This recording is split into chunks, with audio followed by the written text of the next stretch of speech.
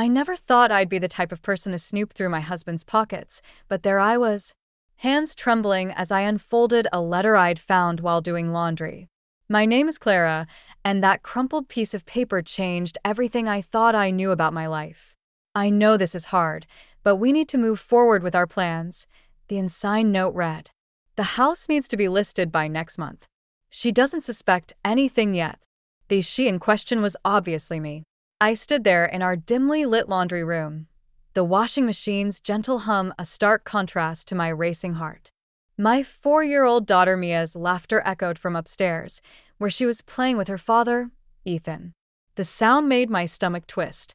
Just yesterday, Ethan had kissed me goodbye, told me he loved our little family, and promised to take us all to Disney World once Mia's health improved. Now I was holding evidence that he'd been planning. What exactly? To sell our house behind my back? To leave? My phone buzzed on the dryer. A text from my sister Jenna. "Still on for lunch tomorrow?" I typed back quickly. "Yes. Need to talk to you about something." Footsteps thundered down the stairs, and I quickly stuffed the letter into my pocket. Mia came racing into the laundry room, her dark curls bouncing, Ethan close behind. "Mommy, Daddy's being a monster." She wrapped her arms around my legs, giggling. I forced a smile, ruffling her hair. "Is he now?" Ethan grinned, making growling noises. He looked so normal, so much like the man I'd married 8 years ago. But something in his eyes seemed different now that I was really looking. Or maybe I was just paranoid. "Hey, did you see my gray jacket?" he asked casually. "I need it for tomorrow's meeting." My heart skipped. "It's in the wash." I lied, knowing full well it was hanging in the closet, minus one incriminating letter. "I'll have it ready by morning." "Thanks, babe." He kissed my cheek, and I fought the urge to flinch. "I've got some emails to catch up on. Mind watching the monster for a bit?" I nodded, watching him head to his home office. The same office where he'd been spending more and more time lately, always with the door closed. Mia tugged at my shirt. "Mommy, can we have mac and cheese for dinner?" "Sure, sweetie." I picked her up, holding her close, breathing in her baby's shampoo scent. "How about we make it together?"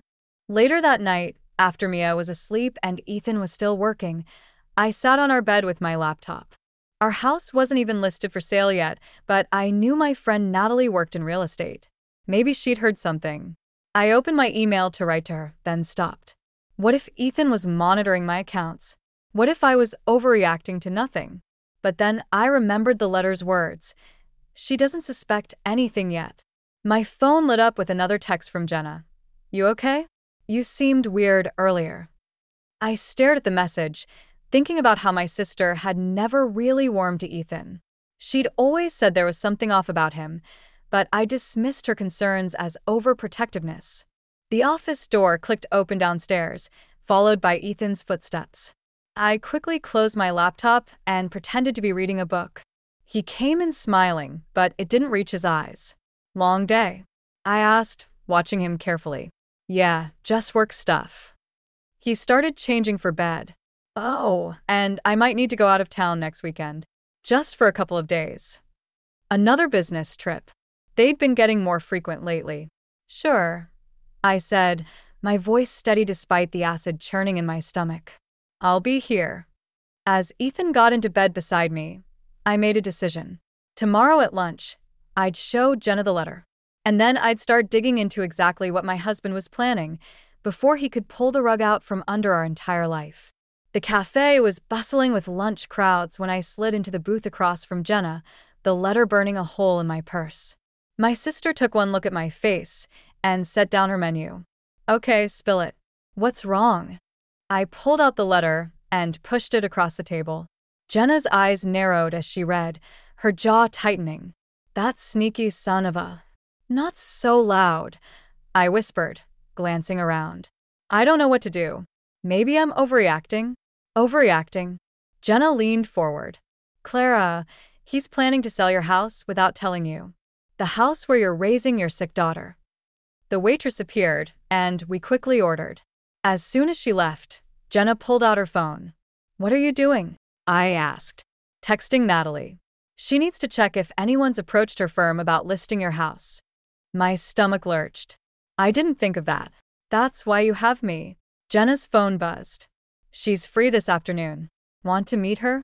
Before I could answer, my own phone lit up with a text from Ethan, taking Mia to the park after her nap. Join us. He's acting so normal, I said, showing Jenna the message. Like everything's fine. That's what cheaters do.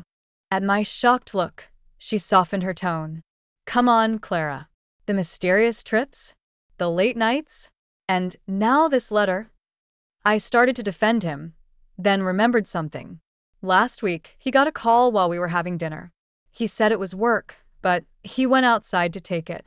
When he came back in, his whole mood had changed. Classic. Jenna signaled for the check. Let's go see Natalie. An hour later, we sat in Natalie's real estate office while she typed on her computer. The silence was making me anxious. Nothing yet, she finally said. No listings or inquiries about your address. But she hesitated. But what? There's a new construction development breaking ground next month. The Willows.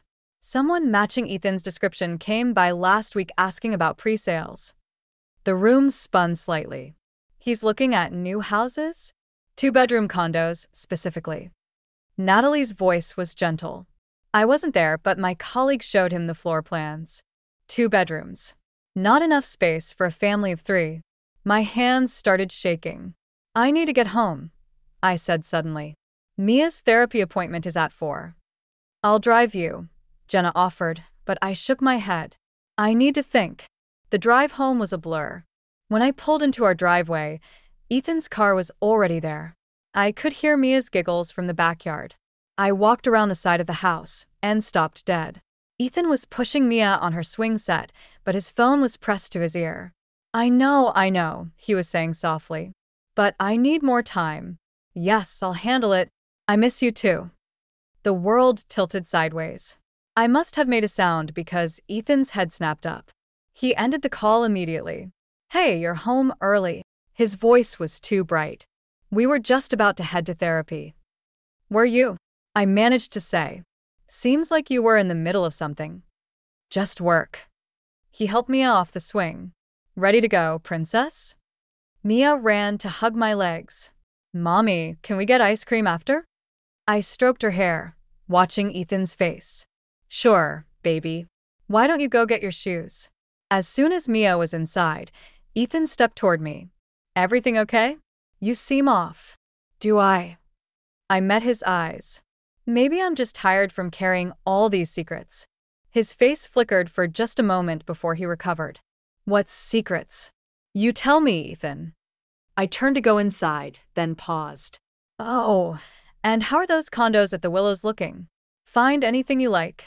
I left him standing there, his face pale, and went to help Mia with her shoes. My hands were steady now. The time for questions was over. Now I needed answers, and I knew exactly how to get them. The restaurant was upscale, the kind of place Ethan and I used to go for anniversaries. Now I sat in my car across the street, watching him through the window as he sat at a corner table with a woman I'd never seen before.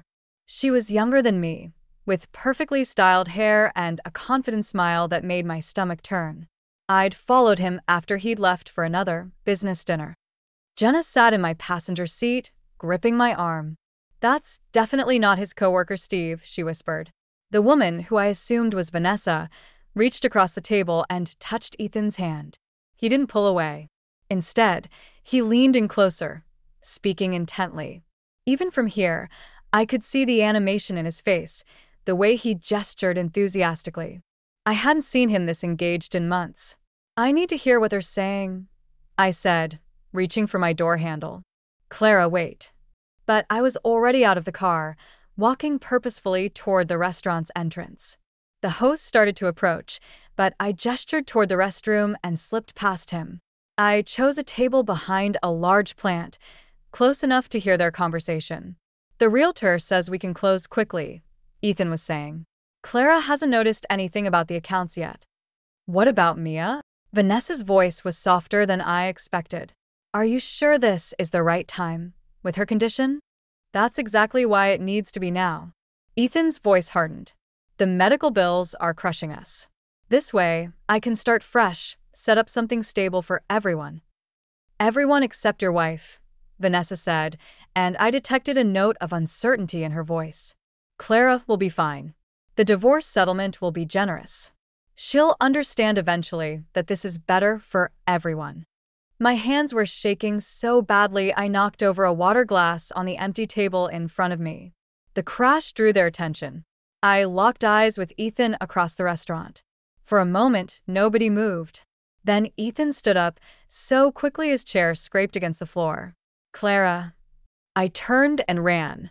Behind me, I heard the commotion of him trying to follow, but the restaurant was crowded. By the time I reached my car, Jenna had already slid into the driver's seat. Go. I gasped, jumping in. Just go. She peeled away from the curb just as Ethan burst out of the restaurant. In my side mirror, I watched him standing on the sidewalk, running his hands through his hair in frustration. What did you hear? Jenna asked once we were safely away. Everything. My voice sounded hollow. He's been moving money around, planning a divorce. He's going to try to take Mia. Like hell he is. Jenna's knuckles were white on the steering wheel. We're going to my place. Right now. We need to make a plan. I can't think straight. My phone was buzzing continuously. Ethan calling. Mia's medicine alone costs thousands each month. Without access to his insurance, his income. Stop. Jenna pulled into her driveway and turned to face me. Remember when we were kids and Tommy Peterson stole your bike? What did you do? I got it back, I said slowly. I waited until he left it unlocked at school, and I took it home. Exactly. You didn't confront him. You didn't cry about it. You made a plan, and you executed it. She squeezed my hand. That's what we're going to do now. My phone buzzed again, this time with a text from Natalie. Just got a call from my colleague. Ethan put down a deposit on one of the condos. Closing date set for next month. Something cold and hard settled in my chest, replacing the shock and hurt. I thought about Mia, sleeping peacefully at my mother's house, unaware that her father was planning to tear apart her world. You're right, I told Jenna. We need a plan. But first, I need to call our family lawyer. That's my girl. Jenna was already pulling up her laptop. Let's make sure that when Ethan tries to start his new life, he finds out exactly what it feels like to lose everything. I took a deep breath, finally seeing the path forward clearly. Ethan thought he had all the power, but he'd forgotten one thing. A mother protecting her child is capable of anything. I waited until Mia was asleep before confronting Ethan in his home office. The familiar room felt different now. Every family photo on the wall, every shared memory, seemed like props in a play that was about to end. We need to talk about your dinner with Vanessa, I said, closing the door behind me. Ethan's fingers froze over his keyboard. He didn't turn around immediately, and in that pause, I saw his shoulders tense. How long have you known? Long enough. I moved to stand in front of his desk. The condo deposit was a nice touch. Were you planning to tell me before or after you moved in? He finally looked up, and for a moment, I caught a glimpse of genuine pain in his eyes. It's not what you think. Really? Because I think you're planning to leave your sick daughter and her mother with nothing while you start fresh with someone new. Mia will always have everything she needs, he snapped, standing up. That's what this is about. Do you know how much debt we're in from her treatments? The insurance barely covers half. So this is Mia's fault. My voice cracked. Our daughter's illness drove you into another woman's arms? That's not. He ran his hands through his hair in frustration. Clara, I'm drowning here. The pressure, the bills, watching Mia suffer. I needed something for myself. Something simple. Simple. I pulled out my phone and played the recording I'd made at the restaurant. His voice filled the room. The divorce settlement will be generous. She'll understand eventually. The color drained from his face. You recorded me? I learned from the best, didn't I? Always have a backup plan. I leaned forward. Here's what's going to happen. You're going to cancel that condo contract. You're going to transfer Mia's medical fund into an account only I can access. And then, or what? His voice hardened. You'll play that recording for everyone? Go ahead. I'm not the only one who's made mistakes, Clara. Remember that weekend last year when you visited Jenna? My blood ran cold. What are you talking about? He smiled, but it didn't reach his eyes. Jenna was in Miami that weekend. I checked the credit card statements. Want to tell me where you really were? That weekend. The specialist appointment I'd taken Mia to without telling him, afraid he'd say no to another expensive treatment. He thought. I almost laughed at the irony. You've been planning this for a while, haven't you? I said quietly. Building your case. Gathering ammunition. I'm trying to do what's best for everyone. He moved around the desk toward me. We can make this easy or hard, Clara. Your choice. A noise from the doorway made us both turn. Mia stood there in her pajamas, clutching her stuffed rabbit. Mommy? Daddy? Why are you fighting? Ethan immediately softened his voice. We're not fighting, princess. Just grown-up talk. But Mia's lower lip trembled. You promised no more hospitals. What? Ethan looked confused. That weekend, I said, my voice steady. The one you think I spent with someone else? I took her to Dr. Chun in Chicago. The treatment he recommended is why she can walk without pain now. Understanding dawned on his face, quickly followed by shame. But I wasn't finished. You want to talk about choices, Ethan? Fine. You have until tomorrow to decide. Either you fix this, all of it, or I show your girlfriend the other documents I have. The ones about the money you've been moving around. I'm sure the IRS would be interested too. I picked up Mia, who buried her face in my neck. At the doorway, I turned back. Oh, and Ethan? I'd check those credit card statements again. Vanessa seems to like expensive restaurants, even when she's not with you. I left him standing there, his carefully constructed plans crumbling around him. As I tucked Mia back into bed, I realized my hands weren't shaking anymore. The time for tears was over. Now it was about survival, and I intended to win. Natalie spread the financial documents across her dining room table, each paper another piece of the puzzle I hadn't wanted to see. These transactions started 6 months ago, she said, highlighting numbers that made my stomach turn. Small amounts at first, then larger ones. Right around when Mia started the new treatment, I said, remembering how relieved I'd been when Ethan hadn't fought me about the cost. Jenna picked up one of the bank statements. He's been moving money into a separate account. Look at the name, Horizon Investment Group. That's not all. Natalie pulled up something on her laptop. Horizon Investment Group just purchased a small property management company. Guess who's listed as the primary consultant? Vanessa, I whispered, the pieces clicking into place. He's been setting up a new business with her. Using her family's money, Jenna added, her voice hard. Money that should have been for Mia's care. My phone buzzed, a text from Ethan. We need to talk about last night. I can explain everything. Before I could respond, another message appeared. Mia's asking for you. When are you coming home? He's trying to guilt you, Jenna said, reading over my shoulder. Don't fall for it. But the mention of Mia made my chest tight. I'd left her with my mother this morning, unable to face another breakfast pretending everything was normal. I have something else, Natalie said quietly, pulling out another document. The condo contract. I got it from my colleague.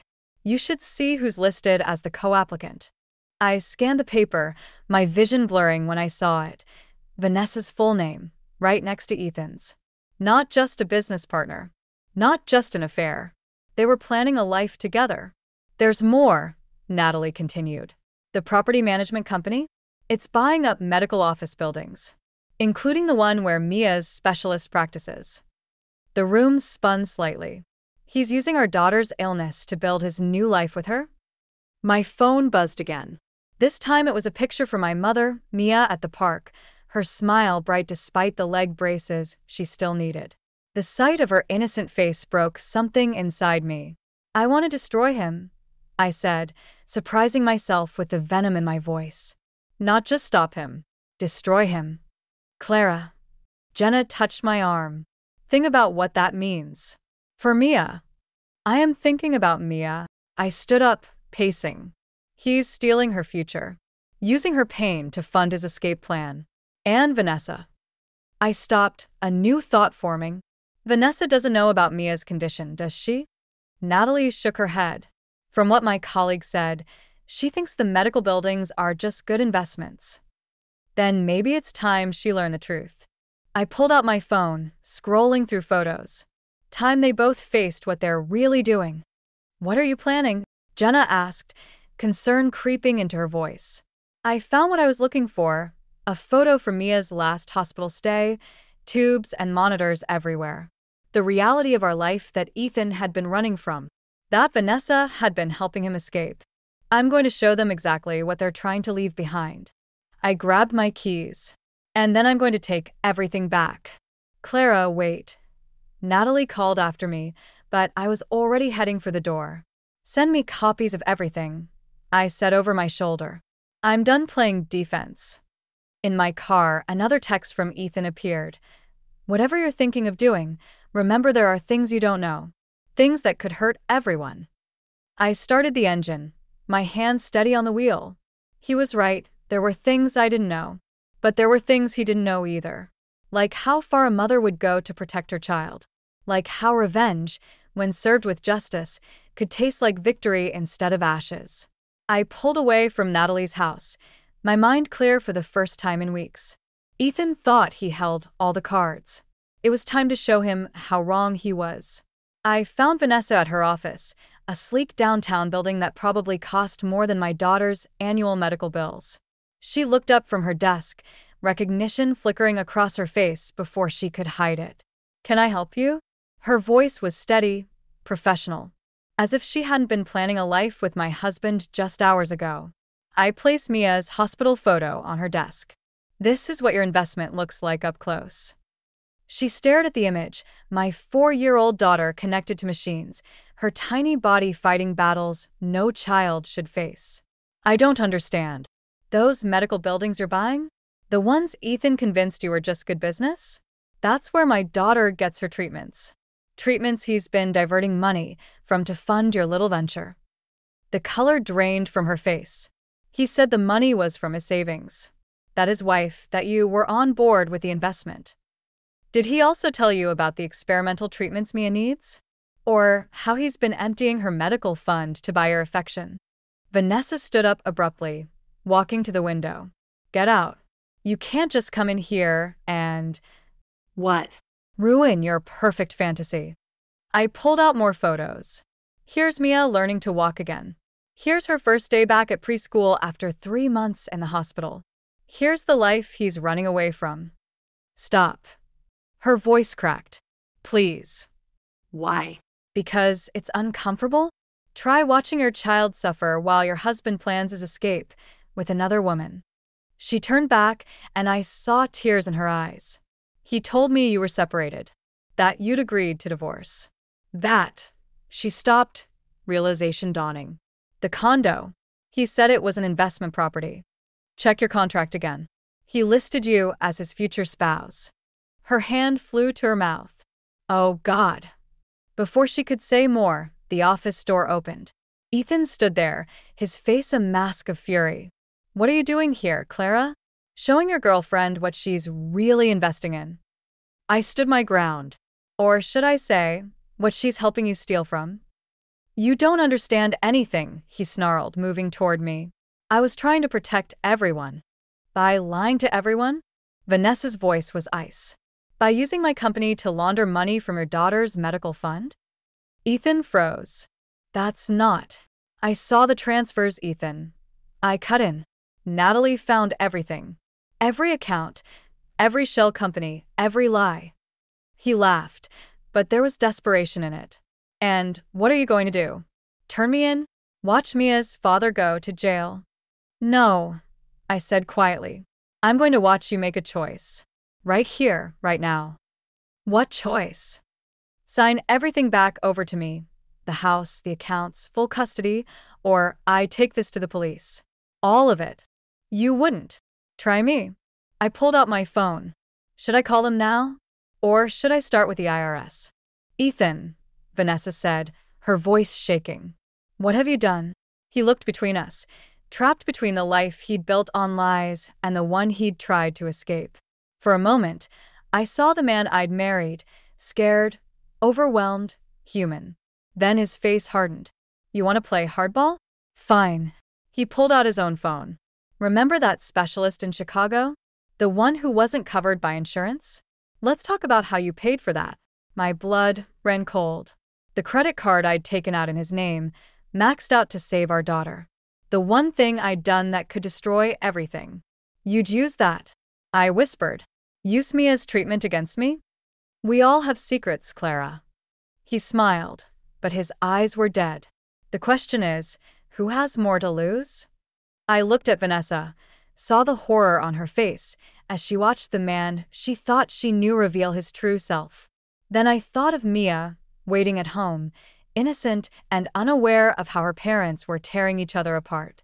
The choice I'd come to force on Ethan now faced me instead: justice or protection, revenge or survival. The truth was, we'd both crossed lines we couldn't uncross. The only question was who would cross the next one first. The email from Vanessa arrived at midnight. Meet me at my office. I have something you need to see. I hesitated, remembering Ethan's threat about the credit card. But curiosity won out. An hour later, I sat across from Vanessa as she opened her laptop. After you left, I started digging. Her fingers flew across the keyboard. Ethan wasn't just using my company for the medical buildings. Look at this. She turned the screen toward me. Spreadsheets filled with transactions, dates, amounts. But one name kept appearing: Phoenix Recovery. That's Mia's physical therapy center, I said, leaning closer. It's also owned by Horizon Investment Group now. Your husband used my company to buy the facility treating your daughter. My hands clenched. Why? Insurance loopholes. If he controls the facility, he controls the billing. She pulled up another document. He's been inflating Mia's treatment costs, pocketing the difference. The office door opened. Ethan stood there, his face twisted with rage. I trusted you. Funny, Vanessa said, her voice ice cold. I was just thinking the same thing. He strode toward her desk. Whatever you think you found.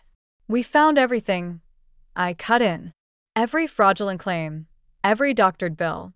How long before the insurance company notices? I did it for us. He slammed his hands on the desk. All of it. The money, the business, everything. To build something stable. By stealing from your sick daughter? Vanessa stood up. By using my company to commit fraud? You were happy enough to benefit from it before, he snapped. Before I knew the truth. She looked at me. Show him. I pulled out my phone, opened the email I'd received an hour ago. The insurance company's fraud department is very interested in Phoenix Recovery's billing practices. They'll be auditing everything tomorrow morning. The color drained from Ethan's face. You didn't. Actually, I did. Vanessa's voice was steady. I reported it myself. My company's reputation means everything to me. He lunged for the laptop, but I was faster. I grabbed it, backing away. It's too late. Copies have already been sent to the authorities. You'll destroy everything, he said, his voice breaking. Including yourself. That credit card fraud won't matter, Vanessa interrupted. Because Clara has immunity. The insurance company's more interested in the larger fraud scheme. They've agreed to overlook her single violation in exchange for evidence against you.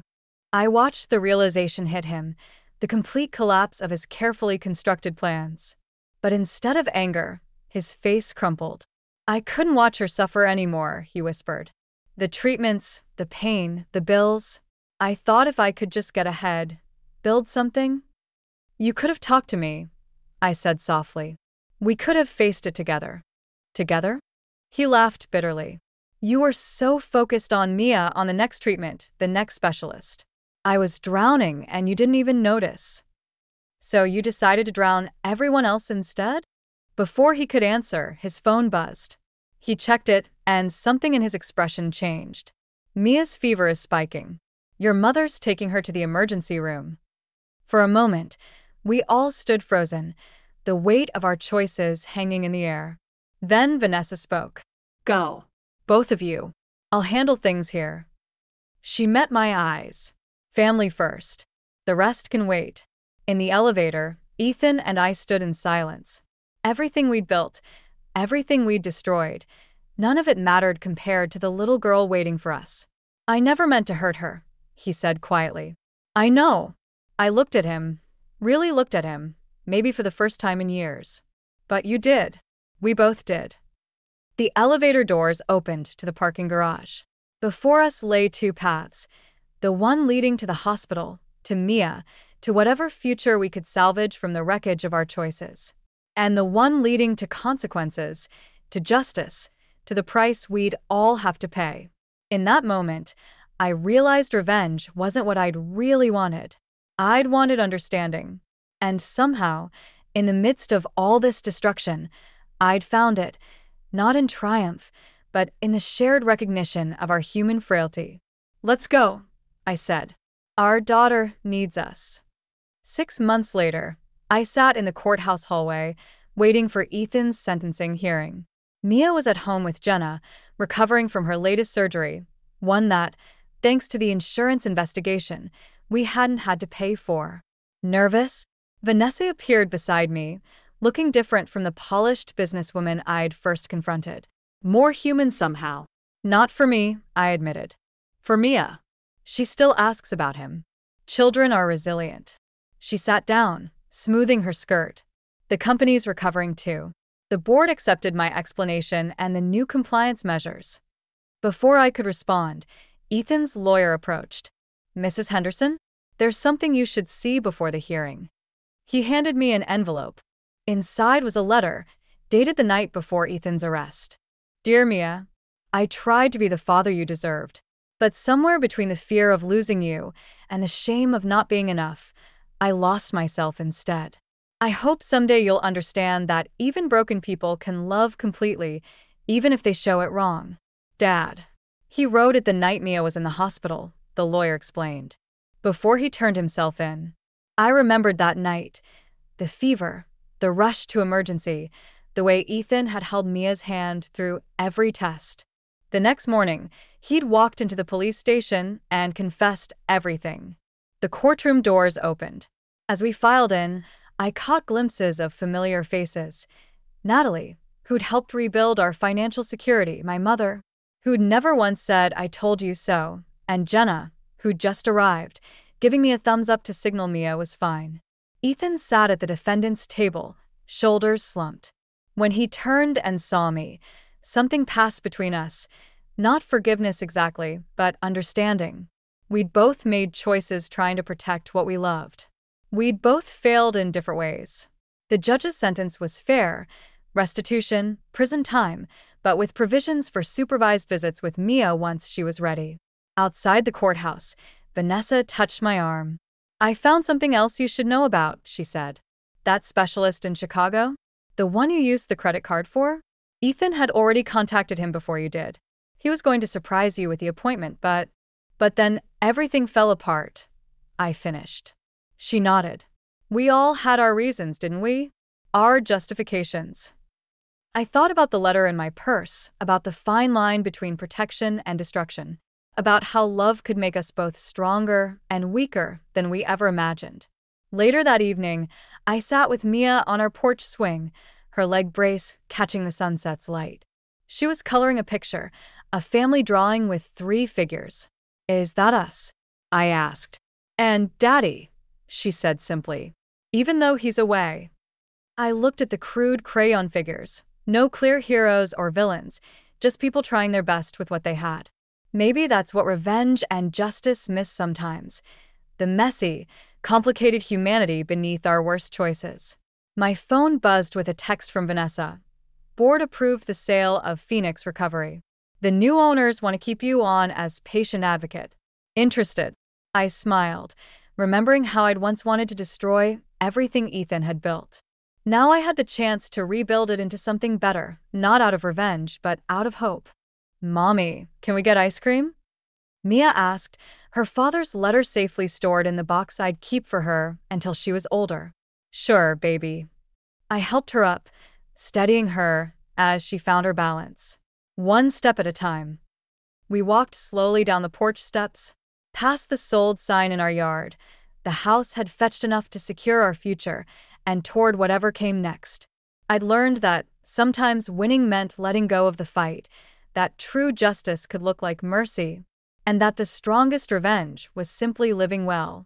Behind us, the porch swing kept moving, empty now but still carrying the weight of all our stories, the betrayals, the healing, and the love that somehow survived them both.